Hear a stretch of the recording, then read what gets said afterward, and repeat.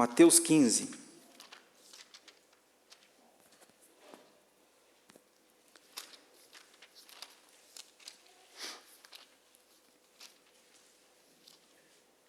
A partir do verso 21.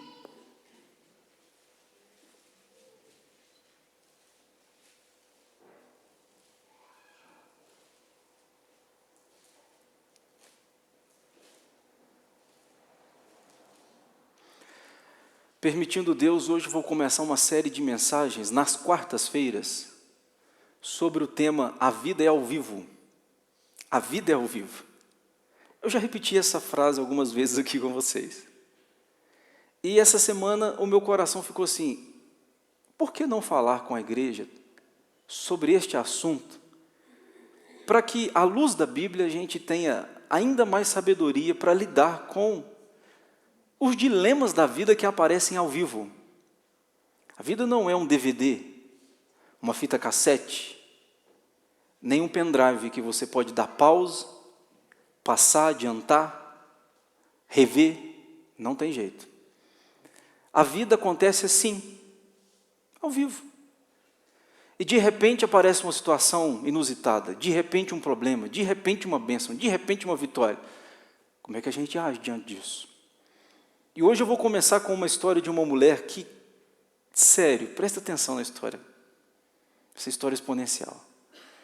De uma mulher que chegou perto de Jesus, conversou com Jesus, inicialmente foi rejeitada, inicialmente foi mal interpretada, e daqui a pouco a vitória chegou. A mulher cananeia. Mostrando para mim e para você como é que esses dilemas da vida ao vivo chegam. Olha aí a partir do verso 21. Partiu Jesus dali, retirou-se para os lados de Tiro e Sidom. E eis que uma mulher cananeia, que viera daquelas regiões, clamava: Senhor, filho de Davi, tem compaixão de mim. Minha filha está horrivelmente endemoniada. Ele, porém, não lhe respondeu palavra. E os seus discípulos, aproximando-se, rogaram-lhe: Despede-a, pois vem clamando atrás de nós. Mas Jesus respondeu: Não fui enviado senão às ovelhas perdidas da casa de Israel. Ela, porém, veio e o adorou, dizendo: Senhor, socorre-me. Então ele, respondendo, disse: Não é bom tomar o pão dos filhos e lançá-lo aos cachorrinhos. Ela, contudo, replicou: É verdade, sim, Senhor. Porém, os cachorrinhos comem das migalhas que caem da mesa dos seus donos. Então lhe disse Jesus: Ó mulher, grande é a tua fé. Faça-se contigo como queres. E desde aquele momento, a sua filha, que estava endemoniada, ficou sã. Até aqui. Nossa conversa hoje é a vida ao vivo e não tem gabarito. Não tem gabarito. Não tem receita de bolo. 2 ovos, 500 gramas de trigo, 300 gramas de açúcar. Bolo surgiu. A vida não é assim. Nós vivemos numa geração, irmãos, da edição. Todos vocês que têm celulares aqui na igreja sabem que a gente pode hoje gravar um vídeo e editar. Hoje tudo é editável. Um vídeo é editável. Hoje não só o vídeo, mas até mesmo o áudio é editável. Hoje, dependendo do tipo de aparelho que você tem, você pode gravar um vídeo e o áudio do vídeo ser editado. Os ruídos saem. Se tiver um latido de cachorro do fundo, sai. Vivemos na era da edição. As redes sociais mostram, não todos os momentos da nossa vida, as redes sociais mostram alguns momentos selecionados da nossa vida. Nós não postamos tudo, nós postamos algo. E o que postamos? Aquilo que queremos. Se você errou, apaga. Se você escreveu errado, edite. Se você não se sente bem, bloqueie. Está percebendo como é que o mundo é assim hoje? Tudo está na palma da mão, uma edição, um apagar, um bloquear, tudo está fácil. Talvez isso nos dá uma ilusão de que a vida também é assim. Que é possível editar, corrigir, mudar o tom. Eu não sei se vocês viram, mas recentemente o pastor Hernandes passou por um probleminha. Um fake na internet, na verdade não é fake, um hack. Na internet pegou a voz do Hernandes vendendo um negócio. E aí, essa inteligência artificial criou, como se fosse o Hernandes falando. E muita gente acreditando que era o Hernandes. Estou me referindo ao Hernandes Dias Lopes. E aí chegou o vídeo para ele, e ele posta um vídeo retrucando, dizendo, gente, não sou eu. Aquilo é alguém que criou, é um fake, uma mentira, e não acredite nisso. Bom, perceba, irmãos, é possível hoje criar até um personagem que é tão parecido que engana. Esse é o mundo que você e eu vivemos. Esse é o mundo. Mas o problema é que a vida ao vivo, ela não tem maquiagem. Ela não tem edição.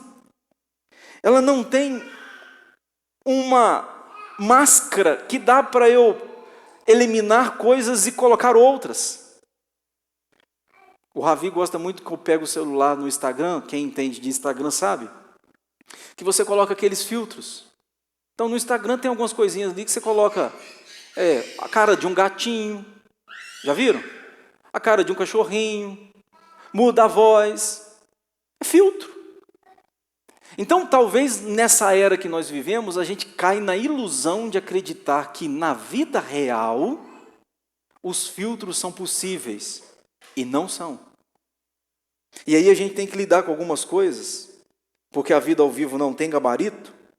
Na vida a gente tem equações que não fazem sentido. Eu estava num velório há um tempo atrás, e no velório eu comecei falando que a vida é injusta. E não tem nada no mundo tão injusto quanto a vida. Desde que Adão comeu do fruto junto com a sua patroa Eva, o mundo está de cabeça para baixo, irmão. Pensa comigo se é justo. Uma família cristã sai de carro da sua casa com destino do ponto A ao ponto B. Mas no meio do caminho tem um sujeito bêbado, alcoolizado, fora de si, na direção.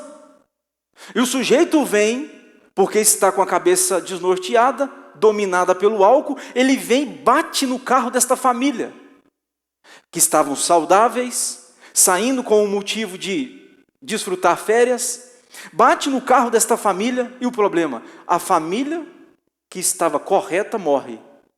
O bêbado alcoolizado, que é o culpado do acidente, sofre alguns arranhões, daqui a pouco já está andando pela rua. Eu pergunto a vocês, isso é justo? Não, isso, a equação bate, fecha, a conta fecha? Não fecha. O cidadão tem uma comida toda regrada, ele só come direitinho, aqui ó, 300 gramas de Y, 100 gramas de X, hora tal, tudo direitinho. Daqui a pouco ele vai no médico, filho, estou aqui com o seu hemograma, está tudo ruim. Aí o outro que tem lá uma vida toda devassa, come tudo porcaria, não faz exercício nenhum, ele vai no médico, faz um check-up, o médico olha para o exame dele, para o hemograma e fala assim, nó, meu filho, seu sangue está top, que saúde, hein? Eu pergunto a vocês, é justo? A equação bate? Não bate. Eu tive um professor, talvez um dos homens mais inteligentes que eu já conheci na vida, cito o nome dele, Reverendo Ulisses Hort Simões. No meu tempo ele era professor de teologia sistemática. Eu nunca vi um homem tão inteligente quanto a ele. Um dia ele chegou na sala e ele disse assim, quero dizer para vocês, alunos, que não há nenhuma pergunta que vocês possam fazer que eu não tenha resposta. A princípio eu julguei, arrogante, soberbo. Você percebeu o que ele disse? Não tem nenhuma pergunta que vocês possam me fazer que eu não tenha resposta.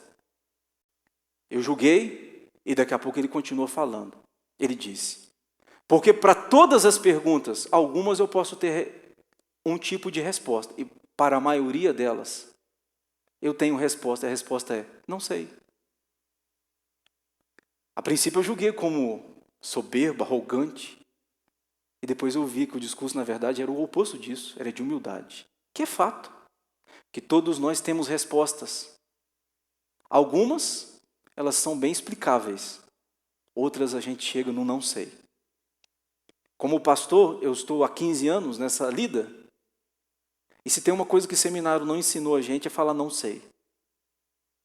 E talvez uma das coisas principais que um aluno deveria aprender no seminário é: pastor, você vai ter que aprender a fazer uma coisa. Fala para o seu povo, não sei. Porque pergunta surge: pastor, você acha que eu devo vender?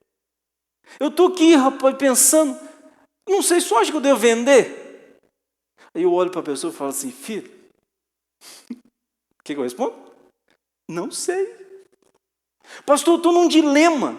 Eu não sei se eu devo mudar ou não. Não sei se eu fico ou não. Não sei se eu mudo de emprego ou não. O que o senhor acha? O que eu digo?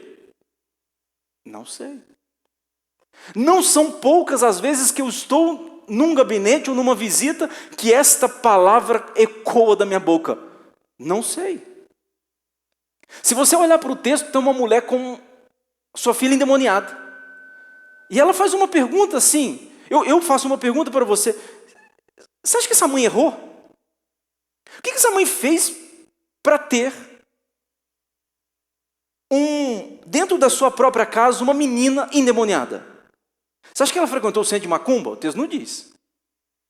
Você acha que ela expôs a filha dela diante de imagens que induz ao satanismo? O texto não diz, e eu tenho dificuldade de acreditar. O que você acha que essa mãe fez? Você imagina o peso dessa mãe ao andar pela rua, porque o rótulo do povo era assim: olha lá, a mãe da menina endemoniada. Eu não sei se você já viu alguém endemoniado, a cena não é agradável.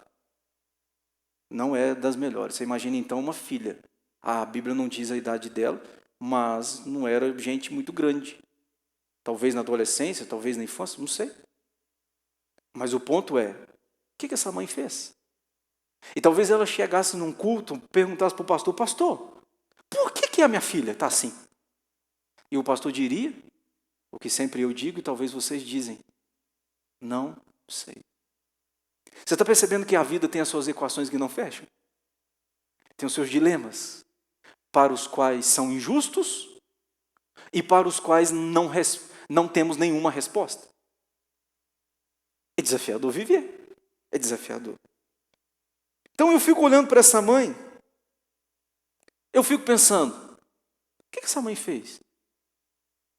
Porque muitos de nós, pais e mães, a gente fica perguntando assim: meu Deus, onde eu errei? Por que a minha filha não é a filha do outro? Mas eu não sei vocês, mas eu já contei a vocês que o dia que minha mãe morreu, eu fiz uma lista. Minha mãe morreu no ano 2010, 22 de agosto de 2010. Quando ela morreu, alguns dias depois eu peguei um papel e falei: Deus, eu estava angustiado, eu estava de luto, antes de você julgar. Peguei um papel, escrevi 10 nomes na lista.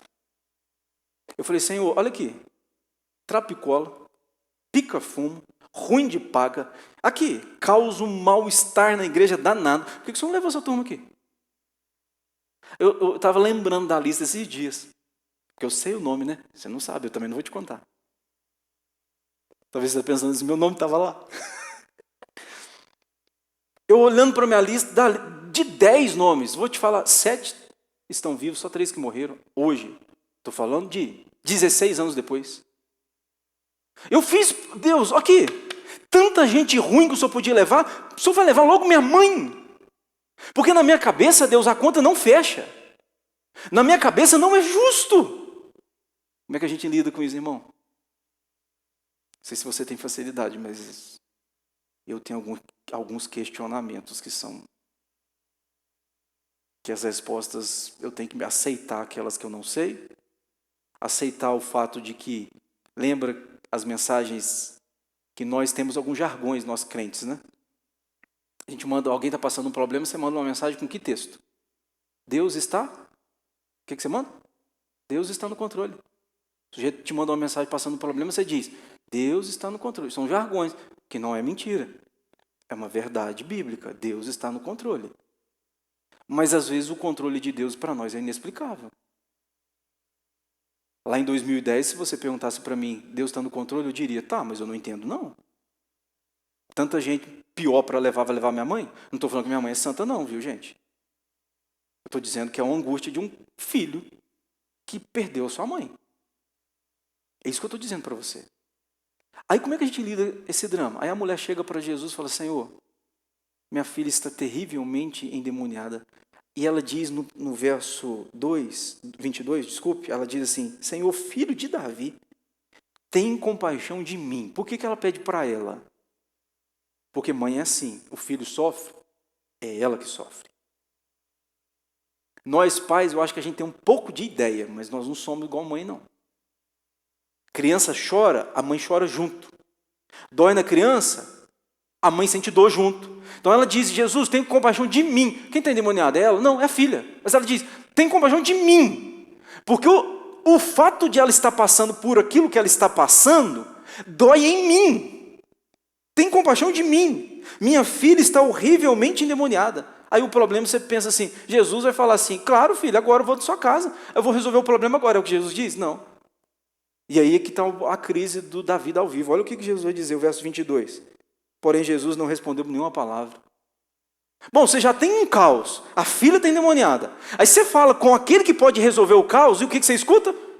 Cri, cri, cri. Os grilos cantando. Porque, irmão, faz sentido quando Deus responde. Né? A gente aprende na igreja que tem 3 respostas para as orações. Tem sim, tem não e tem espere. Mas eu vou acrescentar que pode ter uma 4ª resposta. Qual é? A desse texto. É que Deus fica assim, ó. Deus, a minha filha está endemoniada, precisa de ajuda. Qual que é a pior das respostas? Porque quando Deus diz sim, ótimo, pulei na enchente, ou pulei na bênção, nadei de braçada. Quando Deus diz não, já entendi, tá bom Deus, eu vou mudar de ideia então, o Senhor disse não. Quando o Senhor diz aguarde, já causa um pouco de angústia. Porque eu não queria ir lá na frente, eu queria agora. Mas quando o Senhor nada diz, é desesperador. Agora, posso te dizer uma coisa? Para a maioria das nossas orações, a resposta de Deus é essa aqui. Bom, talvez eu esteja julgando você, né? Mas para a maioria das minhas orações, a resposta de Deus é essa última. É o silêncio. Talvez vocês tenham uma intimidade maior com o Papai do Céu, aí a coisa acontece mais rápido. Ou, sei. Mas comigo eu enfrento muito isso. Muito silêncio. Aí o problema é que Jesus deu silêncio para ela, agora tem uma segunda dificuldade, que são os discípulos. Os discípulos dizem assim, Senhor, essa mulher está perturbando a gente, manda ela embora. Talvez a maioria dos discípulos nesse tempo não eram pais. Não sabe da dor de uma mãe. Porque depois que você vira pai, irmão, a coisa muda. Depois que você vira mãe, a coisa muda. Antes eu passava na rua, o sujeito queria atravessar a rua, eu não tinha tanta paciência quanto eu tenho hoje quando uma mãe está com o menino no colo. Se uma mulher está com o menino no colo, ela vai atravessar a rua, eu penso, eu sou pai, eu paro o carro, pode ser faixa ou não, o lugar permitir, eu paro o carro para a dona atravessar. Eu estou numa fila, eu olho, não, a dona está no colo ali uma criança. E depois que você vira pai ou mãe, a cabeça dá uma mudada. Correto ou não? Isso impacta a sua vida como um todo. Aí o problema é que os discípulos aqui, que a maioria não eram pais, Senhor, despede essa mulher, ela está perturbando a gente. Despede. Olha o que essa mulher faz, ela não desiste. No verso 24, Jesus diz assim, não fui enviado senão as ovelhas perdidas da casa de Israel. E essa mulher podia ter falado, então eu vou embora. Eu vou para minha casa, porque, bom, Jesus não está dando bola porque eu estou falando. Aí ela faz no verso 25, ela vem, adora e diz, Senhor, socorre-me. Socorre-me, Senhor. Em outras palavras, eu estou precisando muito.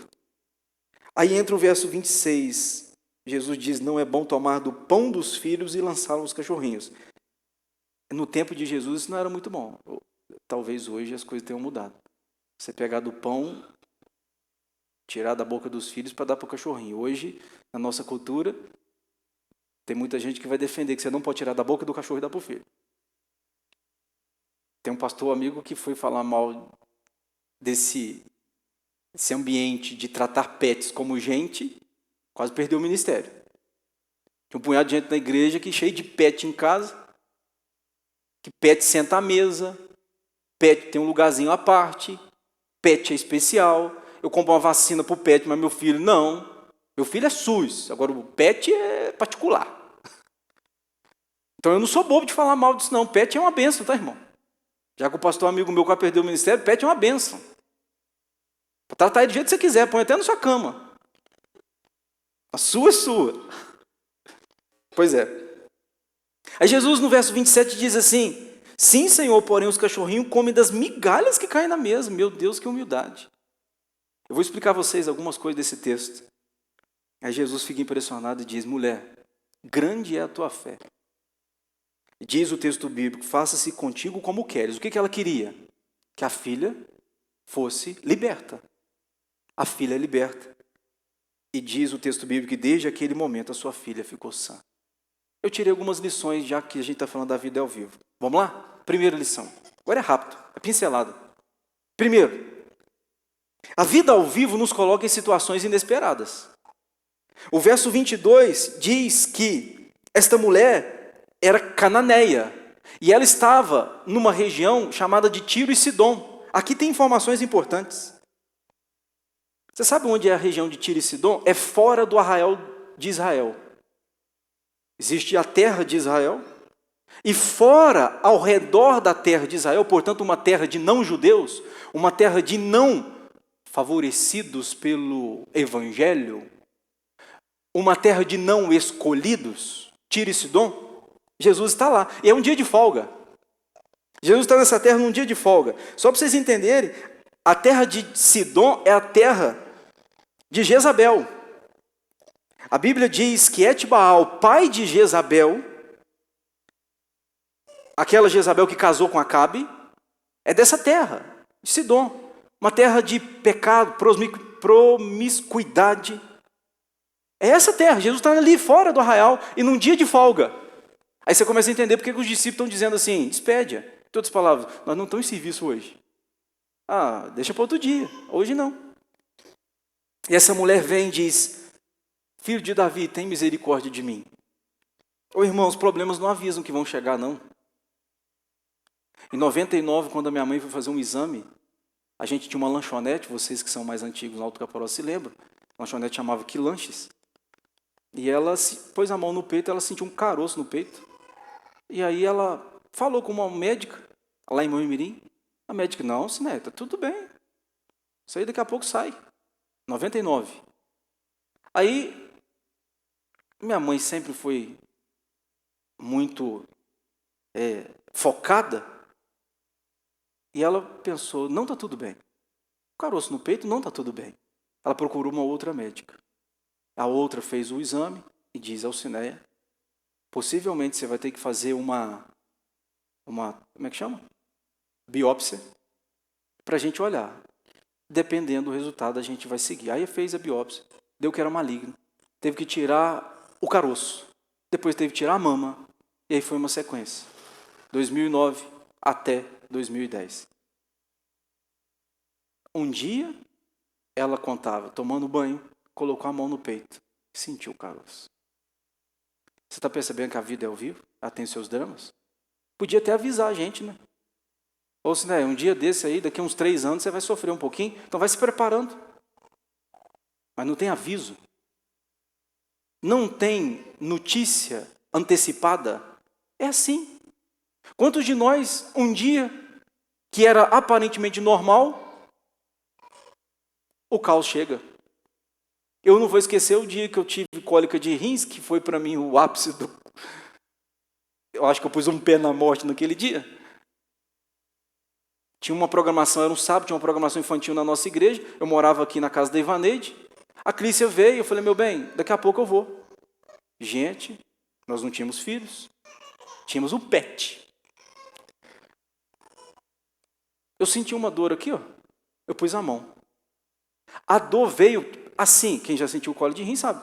Veio, mas é assustador. Eu caí no chão. E eu comecei a vomitar. Eu arranquei a camisa. Caí no chão, meu cachorro veio, começou a rodar em volta de mim. Falei: pronto, morri. Ué, meu cachorro já está fazendo a dança da morte. Mas eu senti tanta dor que aí eu comecei a ficar pálido, minhas mãos parecem que o sangue sumiram. Eu falei, eu estou infartando. Eu não sabia que era rins, achei que fosse infarto. Eu falei, estou morrendo. Aí eu olhei meu celular estava lá no sofá. Eu falei, gente, até eu chegar no sofá. Consegui chegar no sofá, peguei o celular, mandei mensagem para a Cris demorou a ver, como sempre, ela demora a ver. Isso não é um desabafo. Mandei uma mensagem para o Eliésio. O Eliésio, pastorzão, estou indo aí agora. O Eliésio vai na minha casa, pega o carro e leva. Quando ele me vê, pergunta o Eliésio para vocês verem. Quando ele me vê, eu acho que ele pensou, pastorzão, está indo. Ele fez daqui em Moimirim, irmão, assim, para mim demorou uma eternidade, mas eu acho que deve ter feito com uns minutinhos. Quando eu chego em Moimirim, eu falei, doutor, eu estou infartando. Eu já dei o diagnóstico para o doutor. Eu não preciso nem consultar, eu estou infartando. Eu não tinha cor de sangue nos meus lábios, não tinha cor de sangue nas minhas mãos, estou infartando. Aí a doutora olhou e tal, me deu o remédio, passou. Na verdade era rins. Depois repetiu e tal. Mas podia ter anunciado para mim que eu ia sentir dor? Porque se tivesse anunciado, pelo menos eu não tinha deixado ela vir. Eu tinha já colocado alguém à porta. Você está percebendo que a vida nos coloca em situações inesperadas? Eu contei meu caso. Se você estivesse aqui à frente, você contaria o seu caso, que não é distinto, não é diferente do meu. Está percebendo? Essa mulher tem um caso dela, e o caso é cruel. Eu não quero viver isso nunca na vida. Ter uma filha endemoniada. Meu Deus. É inesperado. Vem. Charles Haddon Spurgeon diz uma frase assim: aprendi a beijar a onda que me lança contra a rocha dos séculos. Eu aprendi a beijar a onda. O que ele está dizendo? Que na vida tem as ondas que vai jogando a gente contra a rocha. Ele diz, eu aprendi a beijá-la. Porque não tem como fugir. O jeito é beijá-la. Agora, segundo lugar. A vida ao vivo testa a nossa fé no silêncio de Deus. Porque faz sentido eu ter drama. Mas o Senhor se calar não faz sentido. O verso 23 diz, ele, porém, não respondeu palavra. Senhor, com todo respeito, os discípulos me expulsarem, eu até entendo. Mas o Senhor, que tem poder para fazer, não fazer, e fazer o contrário disso, se calar, eu não entendo. E alguém de vocês entende para me ajudar? Por que Deus se cala? Bom, eu tenho respostas das quais eu tento aceitá-la. Mas a razão me faz pensar, Senhor, o Senhor tem todo o poder, e tendo todo o poder, resolve se calar. Eu abrindo o coração agora para você, é só abrindo meu coração. Eu já falei com Deus, Deus, eu não quero ser melhor do que o Senhor, não. Mas eu não tenho coragem de dizer esse tipo de não que o Senhor está dizendo para mim e para o meu filho. Só estou abrindo meu coração, tá? Você não julga, não. Mas eu já falei isso com Deus. Porque eu, tendo todo o poder, não diria não para o meu filho. Eu, tendo condições, eu não diria não. Se o Senhor tem todo o poder, por que o Senhor diz não? E nesse caso aqui, o problema não é que nem é não, é silêncio. Que gera mais angústia na nossa alma. Então, essa é a lição. A vida ao vivo testa a gente no silêncio de Deus. Muitas vezes Deus está em silêncio. Eu posso fazer uma pergunta a você? Talvez você esteja agora passando por alguns silêncios. Quantas vezes eu já perguntei, Deus, é para fazer ou não é? É para sair ou não é? É para ficar ou não é? É para falar ou não falar? É para visitar ou não visitar? É para dizer ou não dizer? Quantas vezes eu já perguntei, o que eu escutei de Deus? Seu silêncio. E não tem nada mais angustiante do que o silêncio. Quando Deus diz não, a gente sabe que é não. Quando diz sim, a gente sabe que é sim. Mas quando Ele não diz nada, pois é. Aproveita para beber. Deus é uma das melhores respostas do nosso difícil. Eu estou lembrando aqui dos amigos de Jó. Eles ficaram em silêncio quando a vida deles falou coisa errada. Deus é desse Deus aí, Jesus fica em silêncio, quando era do corpo, a primeira coisa que entendeu, a segunda que entendeu, né? Então o silêncio de Deus é uma grande resposta difícil. Muito difícil. Eu não sei você. Você está acompanhando o estágio? Porque até agora, essa mulher não teve nenhuma aprovação de que é para continuar. Ela tem a filha endemoniada, ela vai até Jesus, mas tudo está cooperando contra. Talvez você, já tinha arrumado as malas, vamos embora para casa. Porque, sério, o Senhor Jesus não falou nada. Eu estou procurando solução nele, ele não falou nada, vou embora para casa. Muitos de nós já tinham parado. Muitos de nós já tinham desistido. O que me leva... Vou para o terceiro ponto, depois eu falo do quarto. Terceiro ponto. A vida ao vivo nos coloca diante de respostas completamente desagradáveis. Se vocês perceberam o verso 23, os discípulos agora aproximam e diz, despede. Você já teve resposta de gente desagradável? Você fez um pedido, você fez uma fala, você fez uma apresentação, mas a resposta não foi agradável? Digo para vocês, talvez aí esteja um dos grandes segredos da vida, é aprender a lidar com essas respostas. Aquelas que a gente não gostaria de ouvir, não gostaria de receber, não gostaria de ver.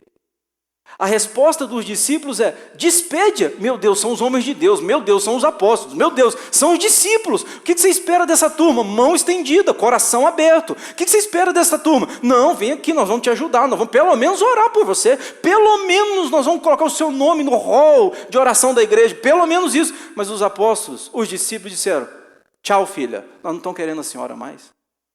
Gente, choca. Aí entra agora... Eu vou para o meu quarto ponto. A vida ao vivo exige de nós resiliência e persistência. Vamos definir essas palavras? O que é resiliência? Resiliência não é apenas você não desistir. Resiliência é você ter a habilidade de conseguir se adaptar a novos cenários e a novas realidades. Então, há cenários que exigem de você resiliência, tem que se esticar para ajustar. Outros você tem que apertar para caber. Resiliência. Mas essa mulher me ensina não só a ter resiliência, mas também a ter persistência. Aliás, eu digo para vocês, irmãos, nós temos que ensinar nossos filhos a ter persistência. Porque uma geração que está nascendo aí desiste rápido demais. Meu Deus, falou comigo um negócio que não gostei, já está desistir. Quer parar. Eu vou dizer, a vida já é difícil para quem tem resiliência e persistência. Imagine para quem não tem. A vida esmaga. Não, mas passa rolo em cima da gente. Precisamos ter persistência. Olha para vocês verem o verso 27. Ela diz assim, ela contudo replicou, sim, Senhor, porém os cachorrinhos comem das migalhas que caem da mesa dos seus filhos, dos seus donos.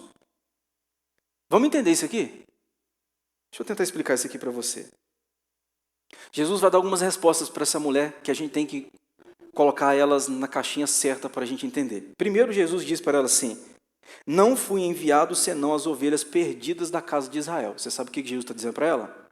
Filha, você não faz parte da mesa.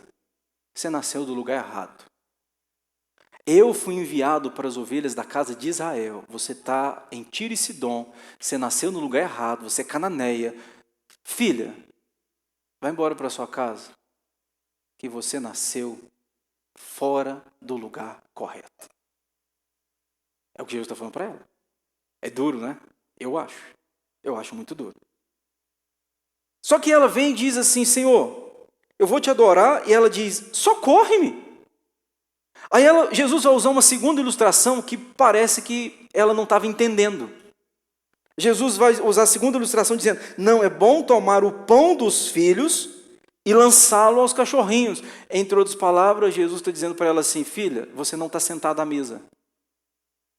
Eu não posso fazer por você porque você nasceu no lugar errado e você nem na mesa está. Acho que agora ela entendeu. Agora ela entendeu que ela não é escolhida. Que ela não nasceu no lugar privilegiado. Ela não é judia. Jesus não veio para ela, então. Aí ela vai dizer, tá bom então, Senhor. Posso dizer um negócio para o Senhor? Porém, os cachorrinhos comem das migalhas que caem da mesa dos seus donos. Ela diz, Senhor, eu aceito. Realmente eu não nasci no lugar certo. Realmente, eu não estou à mesa. Mas, Senhor, uma migalha do pão da vida é suficiente para transformar a minha vida. Então, se o Senhor deixar cair uma migalha, eu não estou pedindo para sentar na mesa, eu não estou pedindo para sentar no lugar certo, para nascer no lugar certo, eu só estou te pedindo uma migalha, porque uma migalha do pão da vida muda a nossa história. Eu não quero mais do que isso. Não quero direito, não quero estar à mesa, só estou querendo uma migalha. Vocês entendem o pedido dessa mulher? Só me dá uma migalha. E, aliás, ela diz aqui no verso 27, nós que somos casados sabemos que mulher muitas vezes gosta de ser decifrada. Ela diz sim querendo dizer não. Ela diz não querendo dizer sim. Né? Meu bem, estou querendo ir lá jogar um futebol com os amigos. Às vezes ela diz assim, vai! Mas no fundo ela quer dizer o quê? Filho, se você for, você vai dar ruim para você. Só que ela não quer dizer não, ela quer que a gente decifra. Ou o oposto disso, né? Então quando ela diz, Senhor, replicou a mulher, sim, Senhor, não é que ela está aceitando e acatando, ela está, Senhor, tá bom então, estou entendendo o que o Senhor está falando, mas o Senhor me deu uma migalha, tanto quanto os cachorrinhos comem, uma migalha do pão da vida para mim vai mudar a minha história. Aí a reação de Jesus é impressionante. Jesus então diz a essa mulher, ó mulher, grande é a tua fé. Irmãos, essa expressão, grande é a tua fé, só há duas na Bíblia. A primeira por centurião romano, que também era fora da região de Israel. Um centurião romano, um império oposto ao reino de Deus. Jesus olhou para ele e falou, grande é a tua fé. E agora para essa mulher, que também é fora do ambiente cristão, ela é cananeia. Grande é a tua fé. Duas vezes que Jesus disse, para um homem, para uma mulher. E aí Jesus falou, faça-se contigo como queres. Aí eu vou para o meu último ponto, que eu termino com ele aqui para a nossa vida. A vida ao vivo nos permite experimentar milagres extraordinários. Agora eu vou dizer para vocês, para essa mulher não foi fácil. Ela teve que vestir a roupa sincera da humildade, e dizer, Senhor, mesmo que eu não tenha nascido no lugar certo, mesmo que eu não esteja à mesa, se o Senhor me oferecer uma migalha, minha vida é transformada. Aí parece que Jesus falou assim, então tá, então come. A vida daquela mulher transformada juntamente com a sua filha. Uma mulher que foi persistente, resiliente, humilde aos pés do Salvador. Sabe o que eu aprendo com ela? Ela soube contornar os dramas da vida que são ao vivo e a cores. Muitos, na primeira palavra de Jesus, já tinham ido embora. Se ficou 20%, na segunda palavra de Jesus, então os 20% já tinham ido embora. Mas essa mulher, Senhor, não desisto. Pastor, o que o senhor está dizendo? Que Jesus muda de ideia? Não, presta atenção. Eu jamais tenho competência e condições de afirmar que Deus muda de ideia. A Bíblia não me dá base para isso. Se eu disser isso, eu estou sendo antibíblico. O que eu estou dizendo? Pastor, Jesus começou então dizendo não para ela. Começou mesmo. Só que de uma forma soberana, parece-me que o Senhor Jesus estava exercitando como um elástico, esticando a fé dessa mulher, para chegar no último nível e essa mulher ser provada e aprovada. Então não é que ele mudou de ideia, mas é que ele expôs esta mulher diante de uma tensão, que a vida é ao vivo, e ela soube administrar e receber de Jesus as palavras, grande é a tua fé. Eu queria que você fosse embora para casa hoje sabendo, tem muitas coisas que vão acontecer na sua vida ao vivo. Ninguém vai te avisar. Ninguém vai anunciar. Elas acontecem. Como você reage às coisas que acontecem? Essa mulher não abriu mão da filha dela ser curada. E ela recebeu o maior milagre das mãos do Eterno, o Senhor Jesus. Então não desista não, irmão. Não pare. Persista mais um pouquinho. Sabendo de que, de alguma forma extraordinária, soberana, Deus usa até alguns nãos, até alguns silêncios, para esticar a nossa fé e a gente ser provado e aprovado. Que a gente saia daqui nessa noite sabendo disso, disposto a passar por esta tensão e ser aprovado no nome de Jesus. Vamos ficar em pé?